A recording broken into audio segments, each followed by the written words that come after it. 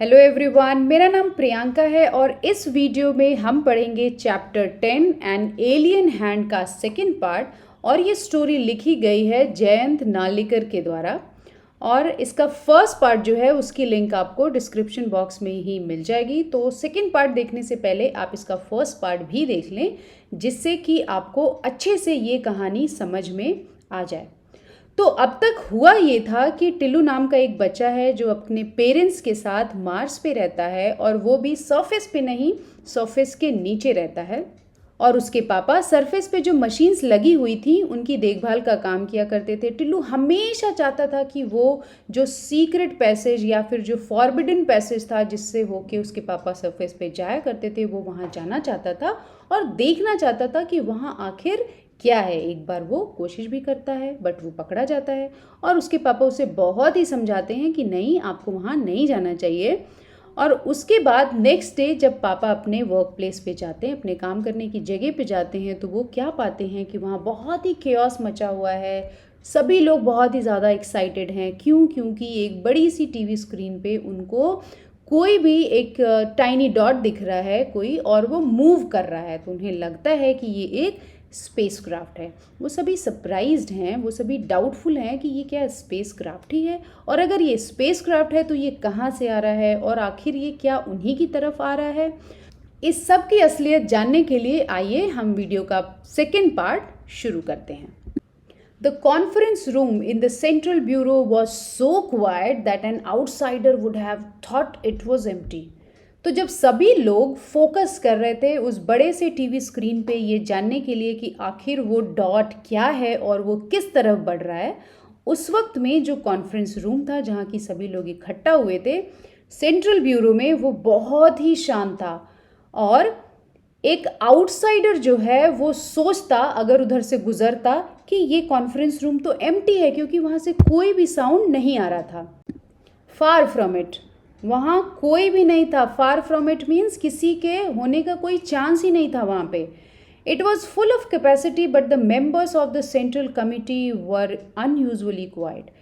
जबकि conference room में उस वक्त जितने लोग हो सकते थे उतने लोग थे, उतने मेंबर्स थे, बट सेंट्रल कमिटी के जो भी मेंबर्स वहाँ पे थे वो सभी अनयूजुअली क्वाइट थे। मींस इस तरह के जनरली बिहेवियर वो शो नहीं करते थे, वो ऐसे क्वाइट नहीं रहते थे। बट इस वक्त वो सभी क्वाइटली वहाँ पे बैठे हुए थे और मॉनिटर की ओर देख रहे थे।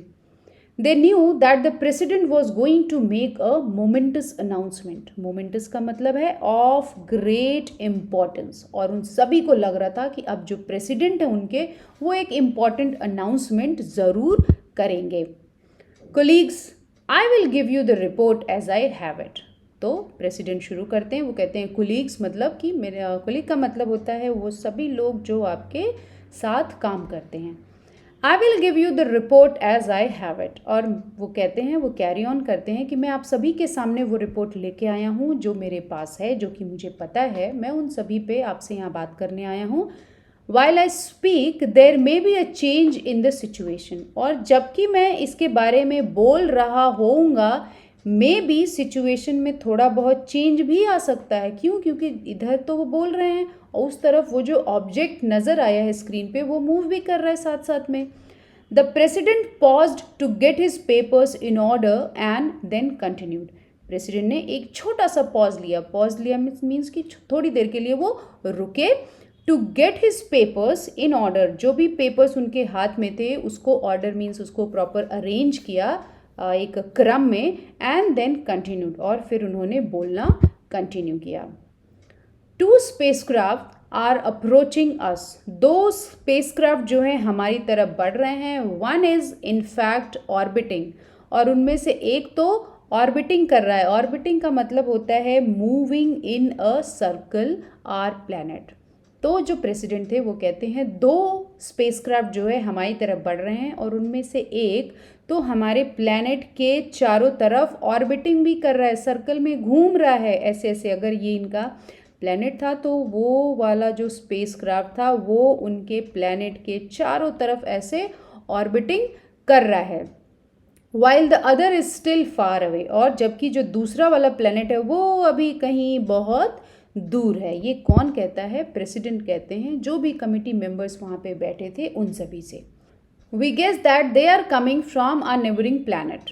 तो प्रेसिडेंट यहाँ पे कंटिन्यू करते हैं कि और हमें इसका अंदाज़ा है, हमें ये अनुमान है, हम ऐसा अनुमान लगा रहे हैं कि वो लोग जो भी हैं आ रहे हैं स्पेसक्राफ्ट में, वो हमारे नेबरिंग प्लैनेट यानी कि जो पड़ोस का हमारे ग्रह है उसी से आ रहे हैं। How should we react? हमें कैसे रिएक्ट करना चाहिए?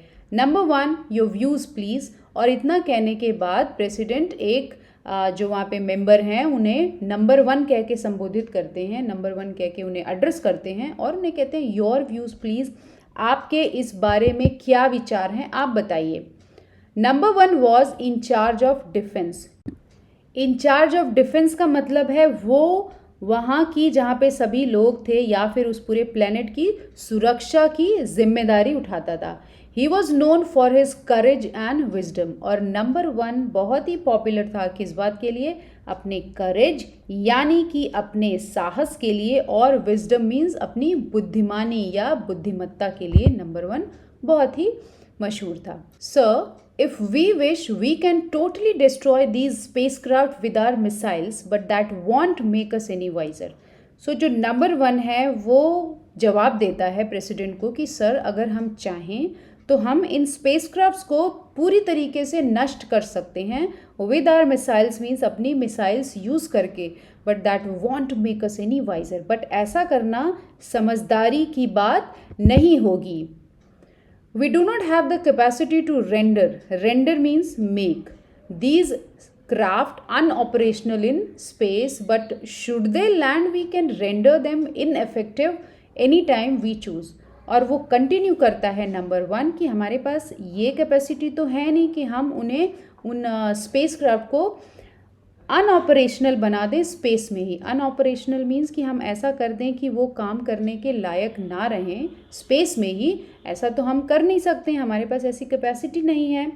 But should they land, but अगर वो लैंड कर जाते हैं हमारे प्लैनेट पे तो हम क्या कर सकते हैं? हम उन्हें किसी भी वक्त इनएफेक्टिव बना सकते हैं। इनएफेक्टिव का मतलब यहाँ हुआ कि हम उन्हें ऐसा बना सकते हैं कि वो काम ही करना बंद कर दें। Our reports say that they do not contain living beings. They only have instruments. और हमारी रिपोर्ट ये कहती है कि जो स्पेसक्राफ्ट हमारी तरफ आ रहे हैं उनमें जीवित लोग नहीं हैं, लिविंग बींग्स नहीं हैं। They only have instruments. उन स्पेसक्राफ्ट्स में बस इंस्ट्रूमेंट्स ही हैं। Number 2, your opinion please. फिर प्रेसिडेंट नंबर 2 से कहते हैं नंबर 2, आप बताओ आपका क्या ओपिनियन है इसमें। द प्रेसिडेंट आज the scientist on the committee. Number 2 कौन था यहाँ पे? नंबर 2 यहाँ पे जो है वो साइंटिस्ट था, वैज्ञानिक था यहाँ पे। I recommend non interference. Interference का मतलब है interact with, and passive observation. तो जो साइंटिस्ट था ग्रुप का, कमिटी का, उसका कहना ये था कि हमें कोई भी इंटरफेरेंस नहीं करनी चाहिए एंड पैसिव ऑब्जर्वेशन करना चाहिए, कि हमें चुपचाप ऑब्जर्व करना चाहिए कि ये स्पेसक्राफ्ट आखिर जा कहाँ रहा है, करना क्या चाहता है। Since we do not know the power of the senders of the spacecraft and we are still in the dark about their intentions, it is wise not to reveal our existence. Intention का मतलब होता है M या फिर plans, कि आपका उद्देश्य क्या है किसी पर्टिकुलर काम का, उसे हम एम कहते हैं। तो नंबर 2 जो कि साइंटिस्ट था कमिटी का, वो कंटिन्यू करता है, कहता है since we do not know the power of the senders of the spacecraft, कि जैसा कि हमें ये पता नहीं है कि जिन्होंने भी इस स्पेसक्राफ्ट को भेजा है वो कितना पावरफुल है, and we are still in the dark about their intentions, और अभी भी हम उनके इंटेंशंस यानी कि उनके प्लान्स या फिर उनका जो मोटिव है, एम है, वो हम जानते नहीं हैं, हम अभी भी इसके बारे में अंधेरे में हैं। It is wise not to reveal our existence. तो बुद्धिमानी इसी में होगी कि हम चुपचाप पैसिवली ऑब्जर्व करें, चुपचाप ऑब्जर्व करें उनका मूवमेंट, और हम अपनी एग्जिस्टेंस रिवील ना करें, हम उन्हें पता ही ना चलने दें कि हम यहाँ एग्जिस्ट करते हैं। If we destroy these spaceships और render them ineffective, we might reveal our existence. और अगर हम उन्हें डिस्ट्रॉय करने की कोशिश करते हैं या फिर हम उन्हें इनफेक्टिव करने की कोशिश करते हैं, बिना काम का करने की कोशिश करते हैं, तो इस बात का खतरा होता है कि हमारी एग्जिस्टेंस रिवील हो सकती है, ये बात बाहर आ सकती है कि हम एग्जिस्ट करते हैं इस प्लैनेट पे। The president looked at number 3। Number 2 की बात सुनने के बाद प्रेसिडेंट ने नंबर 3 की तरफ देखा, और नंबर 3 कौन था? A social scientist. Social scientist का मतलब होता है वो साइंटिस्ट जो समाज का विज्ञान जानता है। ही रेयरली अग्रीड विद नंबर 2, और जो सोशल साइंटिस्ट था नंबर 3, वो बहुत कम ही मौक़ों पे नंबर 2 से अग्री करता था। बहुत कम बार ऐसा होता था कि जो नंबर 2 ने कहा वो नंबर 3 को सही लगा। But this was one of those rare occasions when he did. But ये उनमें से ही एक मौका था कि नंबर 3 ने नंबर 2 की कही बातों को एक्सेप्ट किया, उस पर अग्री किया। I agree with number 2 sir. तो नंबर 3 ने कहा, sir I agree with number 2। In fact I will go so far as to say that we should keep our surface activities to the minimum. तो फिर continue किया number 3 ने कि sir मैं तो यहाँ तक कहता हूँ कि हमें जो हमारी सरफेस पे होने वाली एक्टिविटीज़ हैं उन्हें मिनिमाइज कर देना चाहिए, कम से कम करना चाहिए। Thus creating the impression that there's no life on this planet. और इससे हम किस बात में कामयाब हो जाएंगे? हम इस बात में कामयाब हो जाएंगे उनको ये इम्प्रेशन देने में, उन स्पेस क्राफ्ट्स को, कि इस प्लैनेट पे तो लाइफ है ही नहीं। ये सजेशन कहाँ से आया? ये सजेशन आया नंबर 3 से, जो कि एक सामाजिक वैज्ञानिक थे। Fortunately our surface conditions do give that impression. और उसने कंटिन्यू किया कि और सौभाग्य की बात है और लक की बात यह है कि हमारा जो सरफेस कंडीशन है, हमारी जो प्लैनेट का सरफेस है, वो ऐसा ही है कि कोई देखे अगर दूर से तो लगता है कि यहाँ पे तो लाइफ पॉसिबल है ही नहीं। Before the president could speak his personal telephone wrong. इससे पहले कि प्रेसिडेंट कुछ कह पाते, उनका जो पर्सनल टेलीफोन था वो बज उठा। ही lifted the receiver and listen quietly for a minute. और उन्होंने रिसीवर उठाया और कुछ मिनट्स तक चुपचाप शांतिपूर्वक सुनते रहे जो भी पर्सन दूसरी तरफ से बोल रहा था। कोलीग्स ही अनाउंस्ड। फिर उन्होंने बोला, सबको अनाउंस किया और बोला, colleagues the first spacecraft has landed. पहला जो स्पेसक्राफ्ट है वो लैंड कर चुका है। 2 आए थे, उसमें से जो पहला है वो लैंड कर चुका है, ऐसा प्रेसिडेंट ने वहाँ पे मेंबर्स को बताया। It was a red letter day. Red letter day का मतलब है a special occasion. It was a red letter day in Tillu's life, the day he was waiting for। और ये एक ऐसा दिन था टिल्लू की लाइफ में जिसका कि वो बहुत टाइम से इंतज़ार कर रहा था। एक स्पेशल ओकेज़न था ये टिल्लू के लिए। For his father had at last taken him to the control room। क्यों ये स्पेशल डे था? क्यों ये स्पेशल मौका था टिल्लू के लिए? क्योंकि उसके पापा ने उसे कंट्रोल रूम आने दिया था, वो उसे लेके आए थे control room. From here he could see the alien spacecraft on his TV screen। और यहाँ से कंट्रोल रूम से टिल्लू देख पा रहा था स्पेसक्राफ्ट को। कहाँ? टीवी स्क्रीन पे, जिसके सामने वो था। What a funny looking thing, Daddy. What does it contain? Tillu asked। तो टिल्लू ने अपने पापा से पूछा कि डैडी ये चीज़ जो भी है ये बहुत ही फनी सी दिख रही है। What does it contain? इसमें क्या हो सकता है? ये टिल्लू ने अपने पापा से सवाल किया। His father shook his head। उसके पापा ने अपना सर हिलाया। Can't say for sure। और उन्होंने कहा कि exactly तो नहीं जानता मैं कि इसमें क्या हो सकता है। We are only allowed to observe it from far। हमें ये डायरेक्शंस मिले हैं कि हम बस इस पे नज़र रखें, इसका ऑब्जर्वेशन करते रहें दूर से। But we control all its parts and can exercise our power if it is up to any mischief। और वहीं पे पापा ये भी कहते हैं कि but we control all its parts, कि हमारे हाथ में ही है कि हम अपना पावर इस्तेमाल करें, और अगर ज़रूरत पड़े और ये कोई भी मिसचीफ करता है, ये स्पेसक्राफ्ट जो भी आया है, या कोई भी परेशानी खड़ी करता है हमारे लिए, तो हम इसे सबक ज़रूर सिखा सकते हैं। He pointed to an impressive panel with several colored buttons on it। और ये कहते हुए उन्होंने एक इम्प्रेसिव पैनल की ओर इशारा किया। पैनल एक तरह का स्ट्रक्चर होता है जिस पे बहुत सारे बटन्स लगे होते हैं। ओके, ऐसा ही कोई एक पैनल था जिसकी तरफ इशारा किया डैडी ने, उस पर बहुत से कलरफुल रंगीन बटन्स लगे हुए थे, एक टाइप से कीबोर्ड की तरह। Tillu looked at them wistfully, wistfully मतलब विद अ फीलिंग ऑफ वेग और रिग्रेटफुल लॉन्गिंग। टिल्लू ने उन बटन्स की ओर देखा और उसके में एक फीलिंग आई कि नहीं नहीं, मैं ये छूना चाहता हूँ। Look, it's up to something daddy. Tillu suddenly noted some movement in the spacecraft. तो टिल्लू डैडी से कहता है, डैडी ये देखिए, ये कुछ करने वाला है। कौन? स्पेसक्राफ्ट। उसने क्या नोटिस किया था? टिल्लू ने कुछ मूवमेंट नोटिस की थी स्पेसक्राफ्ट में। Others in the control room saw it too. और जो बाकी के लोग थे कंट्रोल रूम में, उन्होंने भी ये चीज़ नोटिस की कि जो स्पेसक्राफ्ट लैंड कर चुका था उसमें कुछ हरकत हो रही थी। All eyes were now glue to the screen. और जितनी भी वहाँ पे नज़रें थी, निगाहें थी, वो सभी glue to the screen means screen से चिपक गई, ये देखने के लिए कि आखिर क्या होने वाला है। A mechanical hand was emerging from the spacecraft. जो स्पेसक्राफ्ट लैंड कर चुका था, स्पेसक्राफ्ट एक ऐसा स्ट्रक्चर होता है जो आप इमेज में देख रहे हैं इस तरह का। जो स्पेसक्राफ्ट लैंड कर गया था उससे एक मैकेनिकल हैंड इमर्जिंग मीन्स निकलता है। It was approaching the surface of the planet. और वो क्या कर रहा था? सर्फेस, प्लैनेट का जो सर्फेस था उसकी तरफ अप्रोच करता है एक मैकेनिकल हाथ निकलते हुए। It bent and touched the soil. और ये झुका और इसने टच्ड द सॉइल मीन्स मिट्टी को छुआ, जो मिट्टी थी वहाँ पे उसे छुआ। What was it up to? People crowded towards the screen for a closer look. आखिर ये स्पेसक्राफ्ट करना क्या चाहता है? जितने भी लोग थे वो सभी इकट्ठा हो गए स्क्रीन के सामने और पास पहुंच गए, जिससे कि उन्हें और अच्छे से दिखे, क्लोजर लुक दिखे। The telescopic lens of the TV camera zoomed in to the tip of the mechanical hand. जो कैमरा लगा हुआ था, जो कि उन्हें दिखा रहा था कि क्या हो रहा है वहाँ पे, उसको जूम किया गया और वो जो मैकेनिकल हैंड का टिप था वहाँ तक जूम करके दिखाने लगा कि एग्जैक्टली क्या हो रहा है।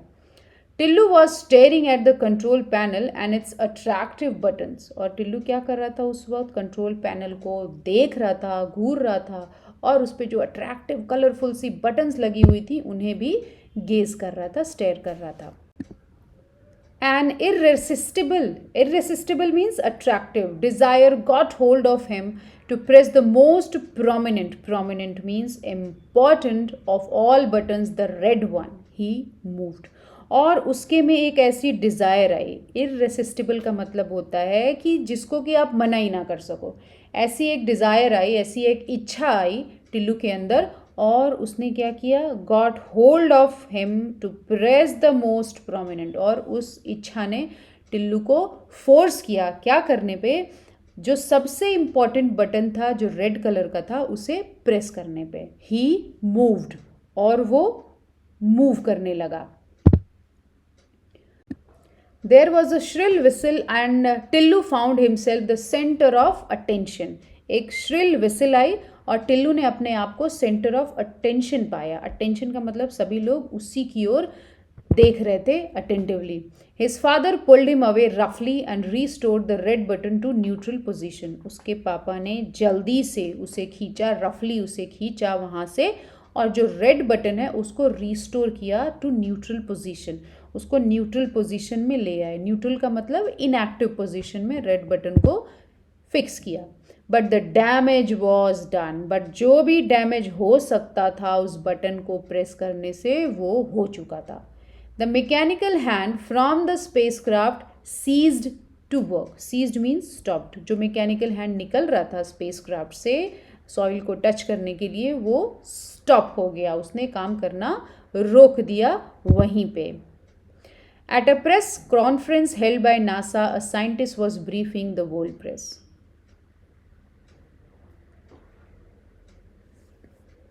At a press conference held by NASA, a scientist was briefing the world press.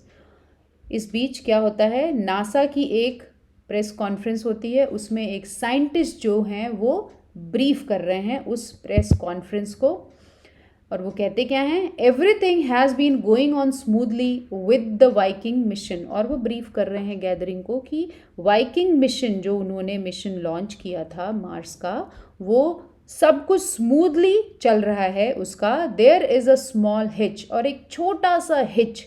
Hitch मतलब टेम्प्ररी डिफ़िकल्टी या फिर प्रॉब्लम, एक छोटी सी प्रॉब्लम बस आई है। ये कौन कह रहा है? नासा के एक साइंटिस्ट कह रहे हैं। कब?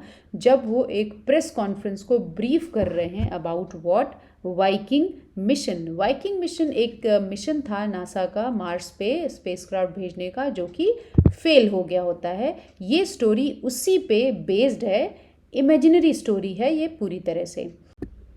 वो साइंटिस्ट कंटिन्यू करते हैं, the mechanical hand which was to dig out the Martian soil for examination has developed a mall function.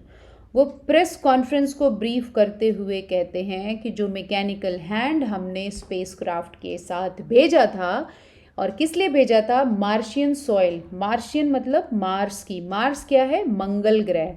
मंगल ग्रह की मिट्टी को एग्जामिन करने के लिए जो मैकेनिकल हैंड हमने भेजा था, has developed a malfunction, means कि उसमें थोड़ी सी खराबी आ गई है। We don't know the cause but our technicians are confident they'll sort it out.